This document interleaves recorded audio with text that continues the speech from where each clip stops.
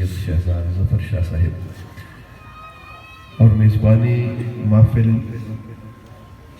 ज़ैन भाई और उनके वालिद गिरामी और आप तमाम अहबाब अहले मवद्दत तशरीफ़ फरमा हैं। मैं शाह साहब क़िबला का इंतहाई शुक्रगुज़ार हूँ कि आपने, एक होता है ख़तीब, वो आलिम ना भी हो इतना तो लोगों को पता नहीं होता कि ये आलिम है या नहीं, उसकी खिताबत के लिबास में उसने अपने आप को छुपाया हुआ होता है। एक आलिम और ख़तीब होता है। जिस तरह आप अभी शाह साहब क़िबला से समात फरमा रहे थे, अल्हम्दुलिल्लाह अल्लाह पाक ने करम फरमाया, ये सारा फैज़ सय्यदा कायनात के घर का है। तो अहबाब गिरामी, मैं सबसे पहले उस वजूद को सलाम पेश करना चाहूँगा कि जिस वजूद से अता किए गए फैज़ का नाम कौसर है, यानी सय्यदा खदीजतुल कुबरा सलामुल्लाह तआला अलैहा। जिस वजूद से अता किए गए फैज़ का नाम ही कौसर हो, वो वजूद खुद कितना मसबूत वजूद होगा, कितनी बरकतों वाला वजूद होगा। तो मैं भी, चूँकि अभी प्रोग्राम है, मैं भी कोशिश करूँगा बड़े इख्तिसार के साथ चंद एक बातें सय्यदा कायनात सलामुल्लाह तआला अलैहा की बारगाह में सादात से और अहले मवद्दत आप जितने भी तशरीफ़ फरमा हैं, आपसे दुआ भी लूँगा और हम हाज़री भी लगवाएंगे। रसूल मुअज़्ज़म सल्लल्लाहु तआला अलैहि वसल्लम ने बड़ी शान पाई है। अल्लाह के नबी भी हैं, उसके रसूल भी हैं, पैगंबर हैं और सैयदुल मुरसलीन है, सैयदुल अंबिया है, और सबसे बढ़ के ये है कि महबूब खुदा है। अब महबूब खुदा होना बहुत बड़ी बात है। महबूब के बड़े लाड होते हैं, महबूब से बहुत ही मोहब्बत जताई जाती है और करके दिखाई जाती है। मैं आपकी भरपूर तवज्जो चाहूँगा। अब अल्लाह रब्बुल आलमीन के वो महबूब हैं। सादात चलो पुश्त पनाही में तशरीफ़ फरमा है, अगर सेटिंग बहरहाल ऐसी है तो आप पीछे से ही उनकी निगाह बहरहाल काम फरमा रही है इंशाअल्लाह। महबूब की बड़ी मोहब्बत का लाज रखी जाती है क्योंकि वो होता ही महबूब है। अब अल्लाह की चाहत और मंशा, उसकी चाहत और मंशा ये है कि महबूब कुछ मांगे, और हुक्म भी है कि महबूब मांग, तू क्या मांगता है। लेकिन वो तो फिर महबूब है ना ज़ैन भाई, वो क्यों मांगे, वो खामोश है। अब अल्लाह रब्बुल आलमीन की बारगाह से तो बार बार ये सदा आती है कि मेरे महबूब, तू महबूब है, मांग। और हत्ता कि ये भी कहा जाता है कि वला सौफ़ा युअतीका रब्बुका फतर्दा, तू मांग, मैं बगैर तेरे ये कहने से भी ऐलान तो करता हूँ, ऐसी अता करूँगा कि तू राज़ी हो जाएगा, ऐसी अता करूँगा कि तू राज़ी हो जाएगा। वो चूँकि महबूब है, अब महबूब खामोश इसलिए है कि मैं नहीं मांगता, रसूल होके भी हूँ तो तेरा बंदा, नबी हो के भी हूँ तो तेरा बंदा, पैगंबर और सैयदुल मुरसलीन हो के भी हूँ तो तेरा बंदा। तो रसूल तो हूँ, नबी भी हूँ, तेरा महबूब भी हूँ, जितना भी बड़ा हो जाऊँ हूँ तो तेरा बंदा। तो बंदा होना अपने हिसाब से नहीं मांगता, मैं मांगूंगा तो अपनी शान के एतबार से मांगूंगा। मैं खामोश हूं कि तू अता करेगा, तू अपनी शान से अता करेगा। अब अता करने वाले ने जब अता किया तो फिर मेरे महबूब करीम सल्लल्लाहु तआला अलैहि वसल्लम के सिर्फ इस सवाल पर नहीं, ये बड़ी अगर समझ आ जाए तो यही सारी तकरीर है कि मैं खुद ये नहीं मांगता कि क्या अता कर, क्योंकि हूं तो बंदा ही ना। तो बंदा खुदा ताला की उस पाक और बुलंद बारगाह अज़मत से मांगे भी तो ज्यादा से ज्यादा अपनी हैसियत से ही मांगेगा ना। तो तू खुदा बंदे लम यज़ल है, तू किबरियाई का मालिक है, तू अजीम है, तू आला है, तू अपनी शान से मुझे अता फरमा। तो تو احباب گرامی پھر اللہ رب العالمین نے اپنے محبوب کو جب عطا فرمایا تو پھر اپنی شان کے اعتبار سے عطا فرمایا، اِنَّا أَعْطَيْنَاكَ الْكَوْثَرَ، محبوب یہ جو میں نے کوثر کی صورت میں سیدہ عطا فرمائی ہے، یہ میں نے اپنی شان کے اظہار کے لیے عطا فرمائی ہے۔ سیدہ کائنات کا آنا بھی شان خداوندی کا اظہار ہے، مظہر شان خداوندی ہے۔ تو احباب گرامی شاہ صاحب قبلہ کا حکم مجھے یہ ہوا ہے کہ آپ پڑھیں، اس لیے میں نوکری پیش کر رہا ہوں۔ تو یاد رکھیے گا یہ جو میرے محبوب کریم علیہ السلام کو کوثر عطا کی گئی ہے، اس پہ تھوڑی سی توجہ کریں تو پہلے تو عطا کرنے والے کی شان کو دیکھیں نا۔ فرمایا اِنَّا، بے شک ہم نے عطا فرمایا ہے۔ وہ کون ہے عطا فرمانے والا؟ هو اللہ الذی لا الہ الا هو عالم الغیب والشہادۃ هو الرحمن الرحیم۔ هو اللہ الذی لا الہ الا هو الملک القدوس السلام المؤمن المہیمن العزیز الجبار المتکبر، سبحان اللہ عما یشرکون، هو اللہ الخالق البارئ المصور لہ الاسماء الحسنی۔ یہ ہے فرمایا اِنَّا، علماء تشریف فرما ہے یہ جو لفظ اِنَّا ہے، یہ جو میں نے پڑھا ہے یہ سب کچھ ہی اس میں ہے، یعنی وہ عالم ہے، عالم الغیب ہے، وہ باری ہے، وہ مصور ہے، یہ ساری شانیں ہیں۔ فرمایا ہم نے اپنی ان ساری شانوں کے ساتھ آپ کو عطا فرمایا ہے یہ تحفہ۔ اور کیسے عطا فرمایا؟ یسبح للہ ما فی السماوات و ما فی الارض وَهُوَ الْعَزِيزُ الْحَكِيمُ۔ یہ جو حکیم کا لفظ ہے، فرمایا یہ جو میں نے تحفہ عطا فرمایا ہے نا، اس میں بھی حکمت ہے، اس میں بڑی حکمت ہے۔ اور حکیم جانتا ہوتا ہے کون سی دوائی کب عطا کی جاتی ہے، کون سی چیز کی ضرورت کس جگہ پہ ہوتی ہے۔ تو فرمایا یہ جو محبوب تحفہ تجھے عطا فرمایا ہے، یہ آدم سے لے کر عیسیٰ علیہ السلام تک نہیں تھا، کیونکہ میں حکیم ہوں، میں بہتر جانتا ہوں کہ اس کو کہاں رکھنا تھا۔ اس کی اگر کوئی جگہ تھی تو وہ یا محمد تھے، علی تھے، حسنین تھے، یہی وہ جگہ تھی۔ پوری حکمت سے میں نے یہ تمہیں عطا فرمایا ہے۔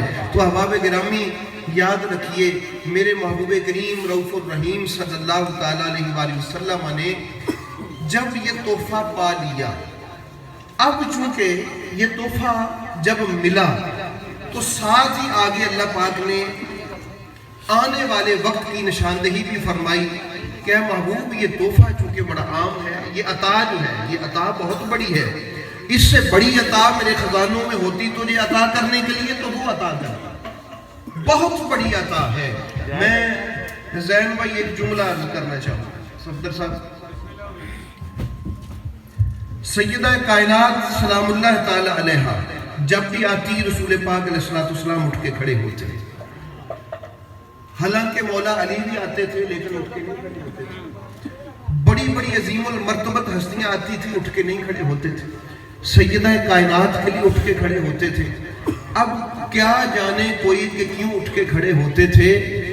اب ساری زندگی گزر گئی، میرے محبوب پاک سرکار کا وصال ہو گیا، قیامت کا دن واحد وہ دن ہوگا کہ رب العالمین بتائے گا کہ سیدہ کی عظمت کو یا مصطفیٰ نے جانا ہے یا پھر خدا نے جانا ہے۔ یہ ہستی ہی ایسی ہے کہ کوئی جان سکتا ہی نہیں تھا، اس لیے مصطفیٰ جانتے تھے تو وہ قیام فرما لیتے تھے، خدا جانتا ہے تو سارے عالم محشر کو کھڑا کر دیا اور کہا کہ سروں کو جھکا لو، آنکھیں بھی نظریں بھی جھکا لو، میرے مصطفیٰ کریم علیہ السلام کی لخت جگر تشریف فرما ہے، آ رہی ہیں کائنات والوں کو دکھانے کے لیے کہ مقام سیدہ کو پہچاننا ہے یا نگاہ مصطفیٰ سے پتہ چلے گا یا عطائے خدا سے پتہ چلے گا۔ اس لیے احباب گرامی میں سیدہ کائنات سلام اللہ تعالیٰ علیہ کی بارگاہ میں فرمایا دشمن بھی بہت ہوں گے، ان شانئک ھو الابتر، دشمن ہوں گے لیکن محبوب فکر نہ کر، اس عطا کی وجہ سے جو بھی دشمن ہوگا نا تیرا وہ ابتر ہوگا، وہ ابتر ہوگا. دشمن ہوں گے کیونکہ یہ عطا بہت بڑی ہے, لیکن وہ ابتر ہوں گے. ابتری کیا ہے شاہ صاحب قبلہ؟ ابتری کیا ہے؟ یعنی ان کا علم بھی ابتر ہوگا, ان کا فہم بھی ابتر ہوگا, ان کا شعور بھی ابتر ہوگا, ان کی فکر بھی ابتر ہوگی, ان کی نسل بھی ابتر ہوگی. یہی تو وجہ ہے کہ انہوں نے ہر دور میں کچھ لوگوں کو کھڑا کیا کہ وہ اس گھر کے ساتھ مقابلہ کریں.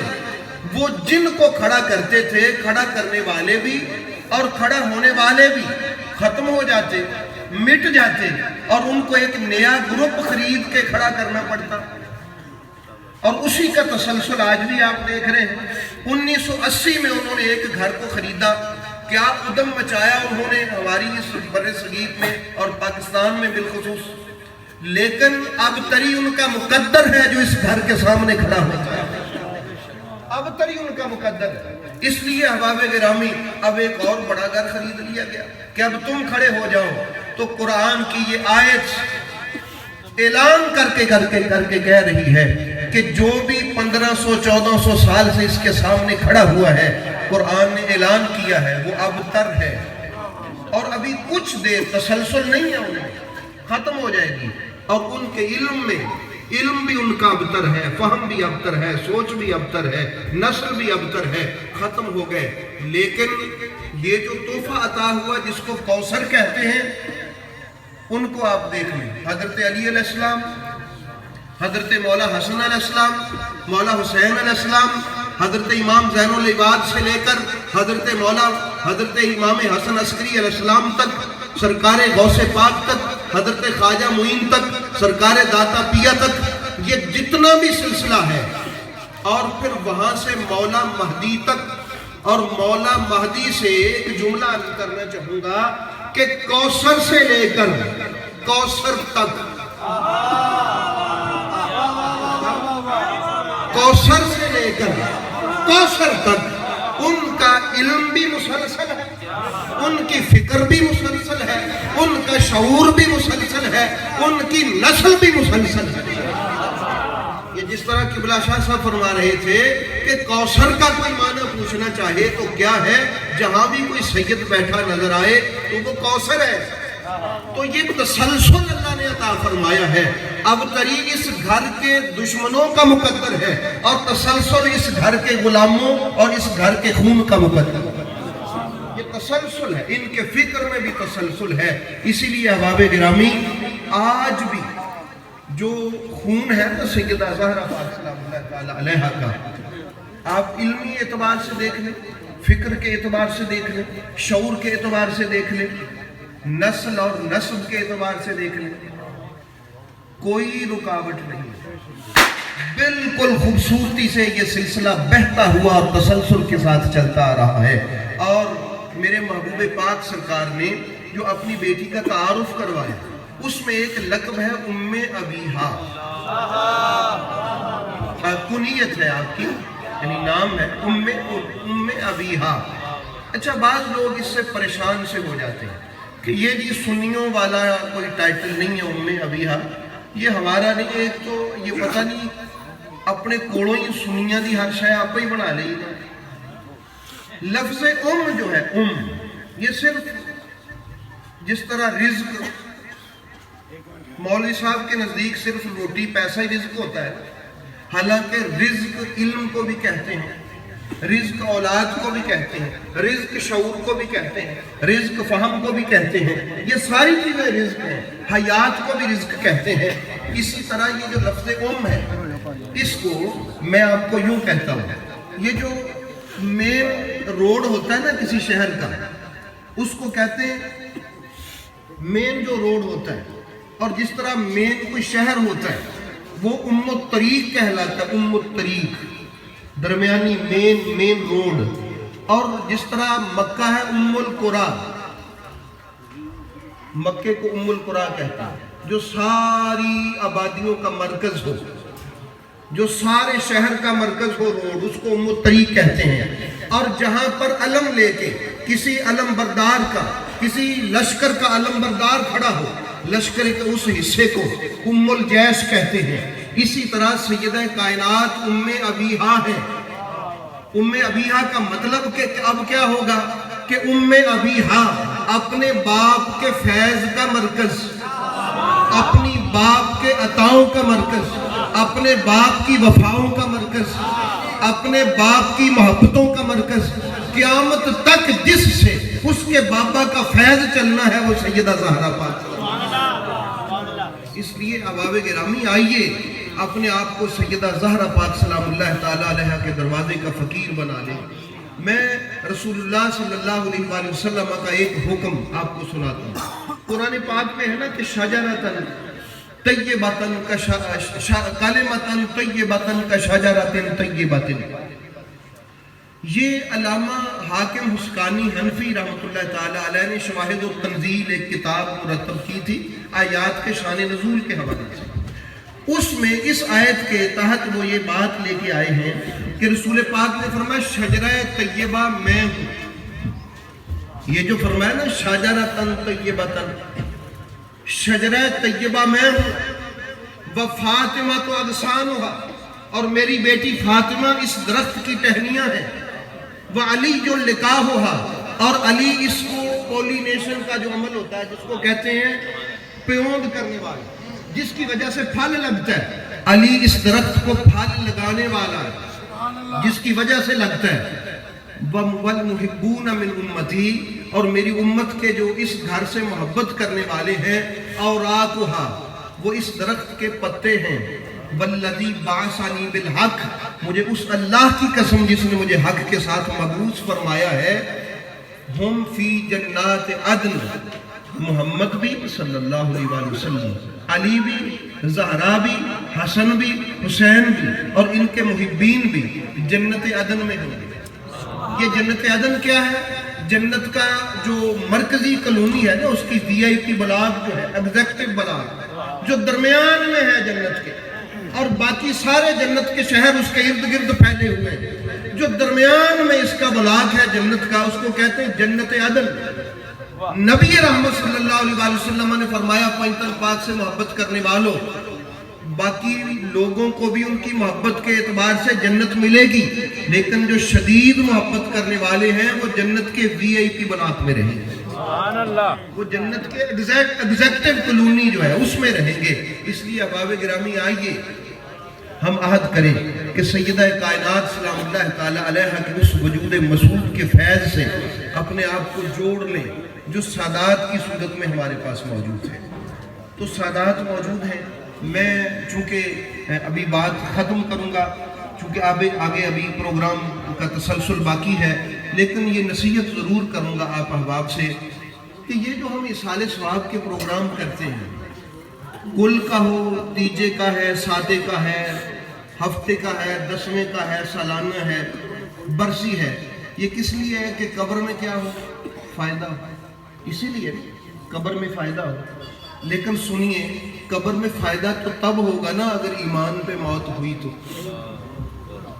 یہ بات ذہن نشین رکھ لیں، قبر میں فائدہ یا حشر میں تو تب ہوگا اگر ایمان پہ موت ہوئی تو۔ ایمان پہ موت ہی نہ ہوئی تو کیا فائدہ؟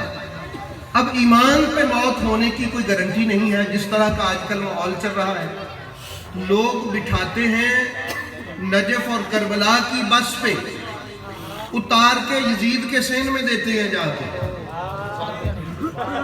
باہر جو بورڈ لگا ہوا ہے بس کا، وہ جو کنوینس ہے، اس پہ نجف اور کربلا کا بورڈ لگا ہوا ہے۔ جب بندہ اترتا ہے تو یزید کا سین ہوتا ہے وہاں پر۔ حالات کچھ ایسے چل رہے ہیں، بڑے محتاط رہنے کی ضرورت ہے۔ عجیب و غریب مرحلہ فکر ہے آج کل کا۔ تو احباب گرامی، اب میرے رسول پاک سرکار نے یہ مسئلہ بھی حل کر دیا، فرمایا ہر دور میں آپ نے یہ یاد رکھنا ہے، بھی آپ کو فکر ہے نا کہ میری موت ایمان پہ ہو جائے، میرے ماں باپ کی، میرے عزیز و اقربا کی، دوستوں کی ایمان پہ موت ہو جائے، تو اس کا ذریعہ کیا ہے؟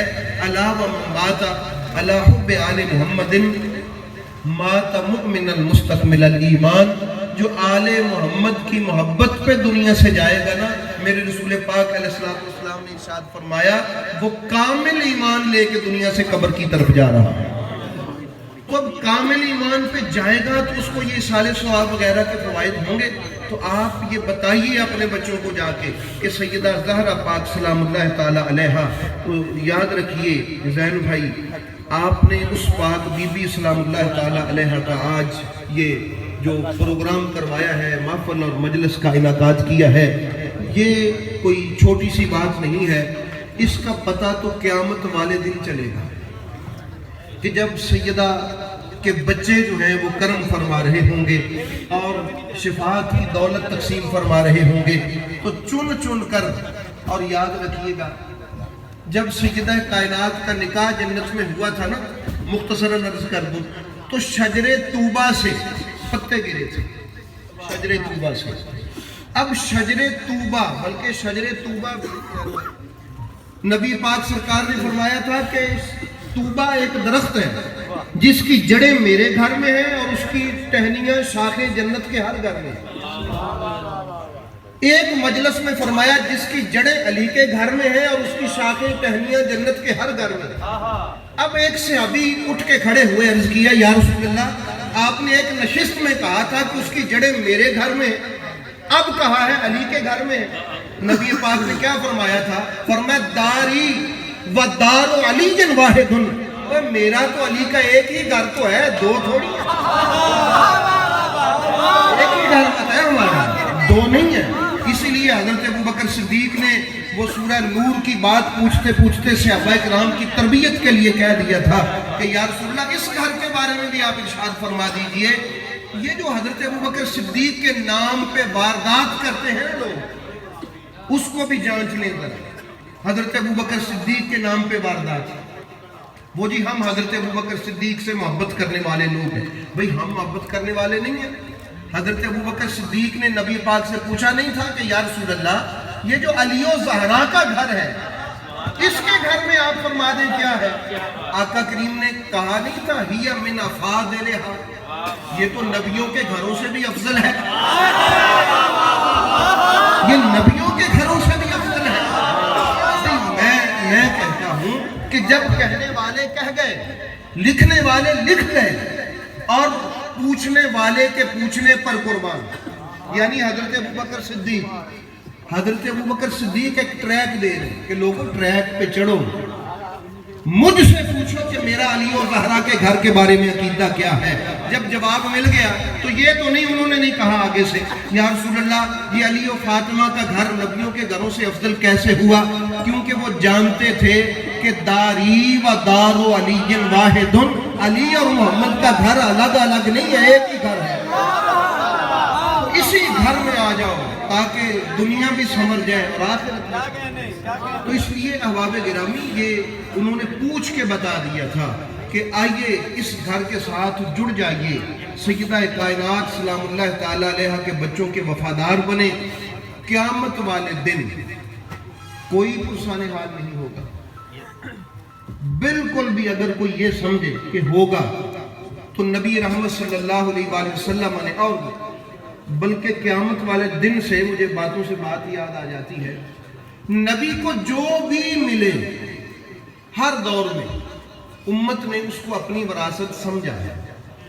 جس طرح علم ہے، نبی پاک کی شریعت ہے، لیکن میرے مطالعہ میں کبھی آج تک یا میری سماعت میں یہ بات نہیں گزری کہ اللہ نے یہ جو کوثر کی نعمت عطا فرمائی ہے کسی امتی نے کہا ہو کہ ہم اس کے بھی وارث ہیں. کسی امتی کے منہ سے کبھی نکلا ہو، وہ حضرت ابوبکر صدیق ہو یا آج کا کوئی ہو امتی، کسی نے بھی نہیں کبھی کہا کہ اس نعمت میں جو نبی کو عطا ہوئی ہے اس کے بھی ہم وارث ہیں.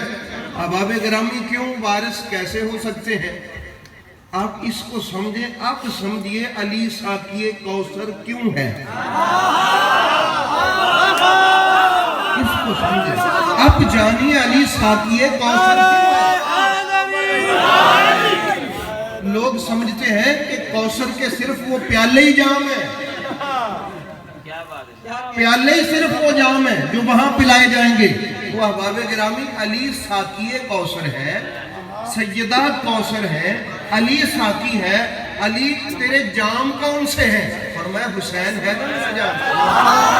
یہ حسن میرا جام ہے، زین العباد ہے وہ جام، باقر وہ جام ہے جو میں نے عطا فرمایا ہے، مہدی وہ جام ہے، عبد القادر وہ جام ہے، داتا پیا وہ جام ہے، اور میں آؤ ایک ایک جام ایسا ہے کروڑوں لوگ پیاس بجھاتے جائیں، جام کا فیض ختم ہونے والا نہیں ہے۔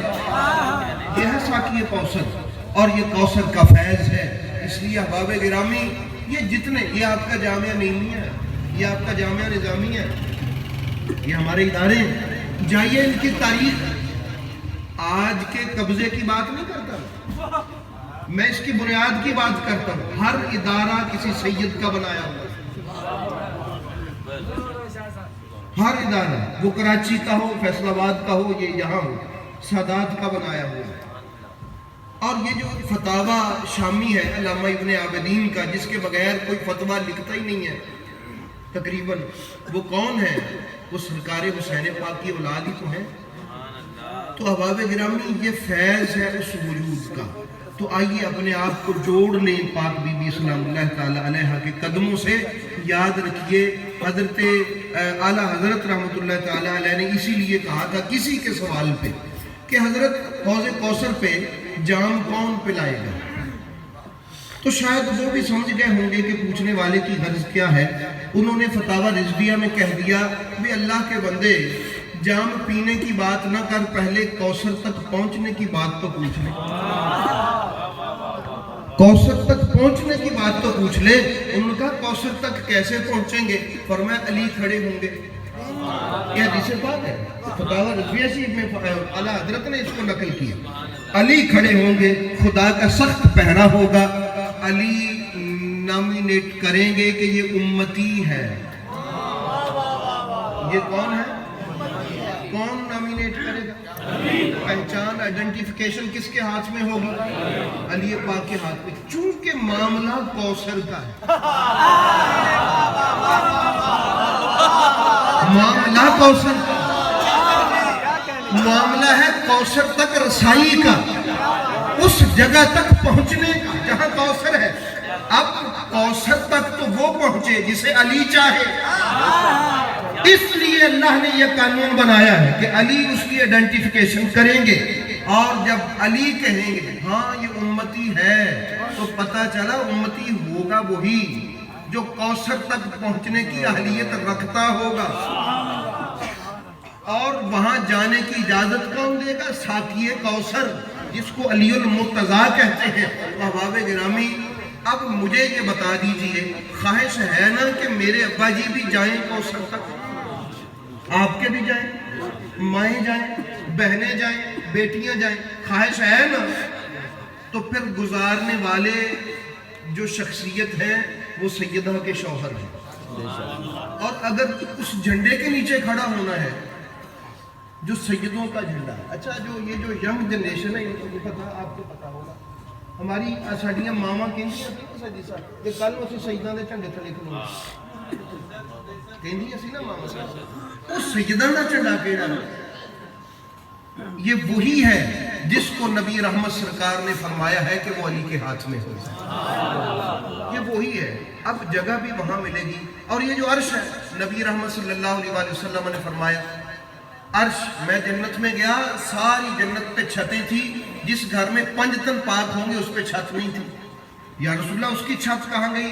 فرمایا اللہ کا عرش اس کی چھت ہے، عرش الرحمن سقفھا، اللہ کا عرش اس کی چھت ہے۔ تو پھر میں کہنے میں حق بجانب تو ہوں نا کہ یہ جو قیامت والے دن سایہ ملے گا نا، جس کو لوگ اللہ کے عرش کا سایہ سمجھتے ہیں، وہ 5 تن پاک کے گھر کی چھت کا سایہ ہے، وہ 5 تن پاک کے گھر کی چھت کا سایہ ہے، سیدہ زہرا کی چھت کا سایہ ہے۔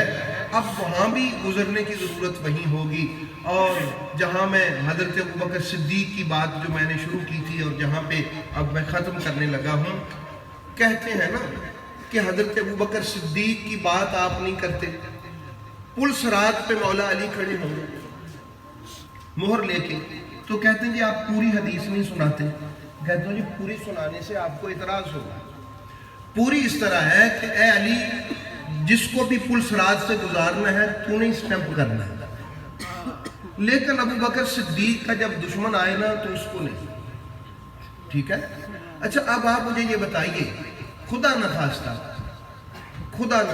کسی دشمن پر بھی یہ وقت نہ آئے کہ کسی کے جوان بیٹے کو پہلے ڈنڈوں سے کوئی مارے، بوری میں بند کر کے زندہ کو بند کر دے اور مارے ڈنڈوں سے، اور جب وہ مر جائے تو اس کو جلا دے،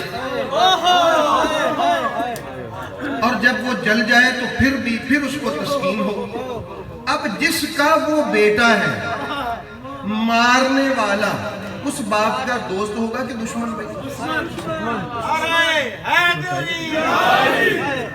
مسئلہ سمجھے ہو. دیکھیے میں آپ کی پنچایت میں یہ فیصلہ رکھتا ہوں، جائیے حضرت ابوبکر صدیق سے محبت کا دعویٰ ہے تو جائیے اپنے اس گلی کے امام مسجد سے لے کر پاکستان کے کسی بھی عالم دین کے پاؤں پکڑ کے پوچھئے، میرے ابوبکر صدیق کا بھی ایک بیٹا تھا جس کو پہلے ڈنڈوں سے مارا گیا، پھر اس کو جلایا گیا، راکھ بنا دیا گیا، کوئلہ بنا دیا گیا. جائیے ان کے دشمن ڈھونڈیے، علی کے بچوں کے قاتل ڈھونڈیے، ابوبکر صدیق کے بچوں کے قاتل ڈھونڈیے، تلاش کیجئے. اگر مل جائیں تو پلسرات پہ نظارے کے لیے کھڑے ہو جائیے گا.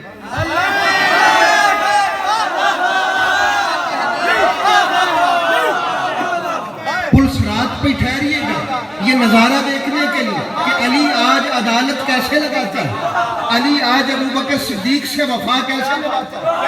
ابوبکر صدیق کے بچوں کو یوں جلا کے راکھ کر دینے والے. نعرہ تکبیر، نعرہ رسالت، نعرہ حیدری، نعرہ حیدری، حیدری، حیدری، حیدری.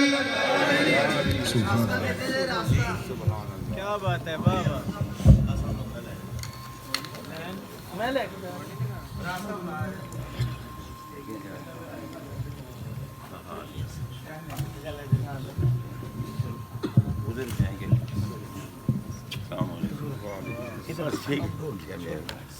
میرے ہاتھ میں پکڑ. اچھا ابھی ادھر آ جائیں تو جوتی کہاں ہے؟ جوتی بھی ہے. السلام علیکم.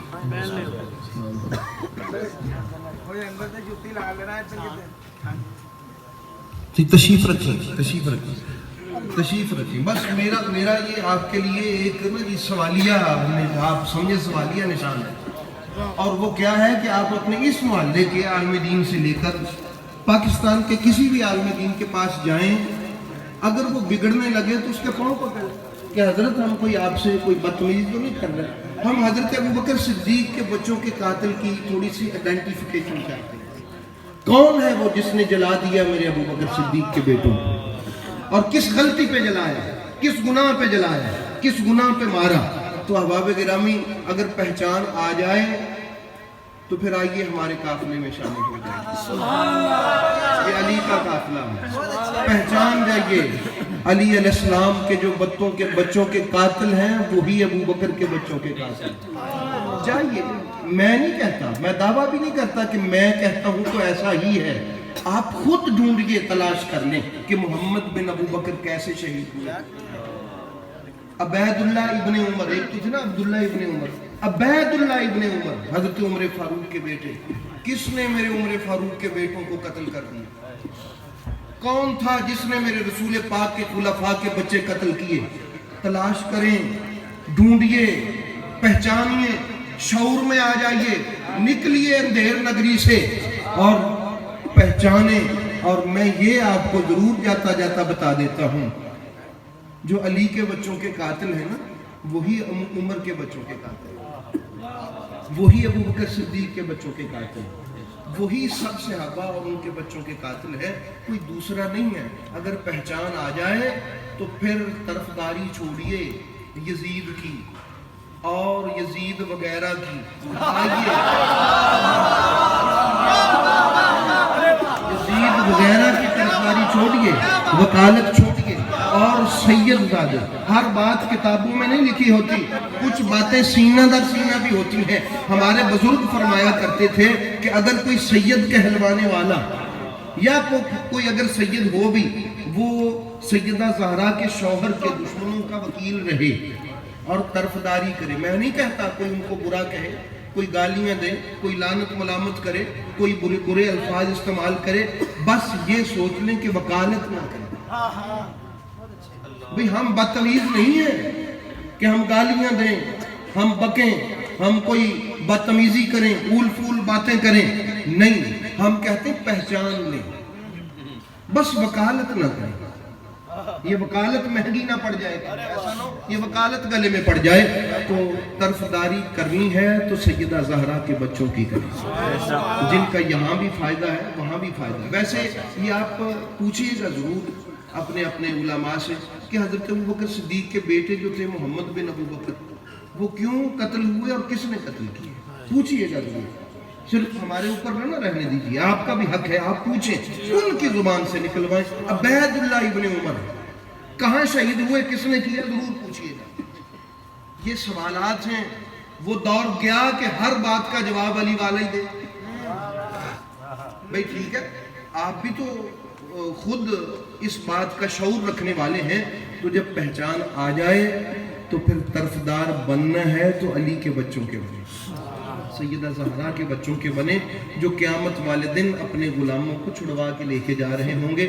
کیونکہ پاک بی بی کا نام فاطمہ ہے, اس لیے سمیت فاطمہ تو لأن فاطمہ وذریتہا ومحبیہا عن النار, اس کا نام فاطمہ ہے ہی اس وجہ سے کہ اس نے اپنے آپ کو, اپنی ذریت کو اور اپنے سے محبت کرنے والوں کو آگ سے بچا لیا.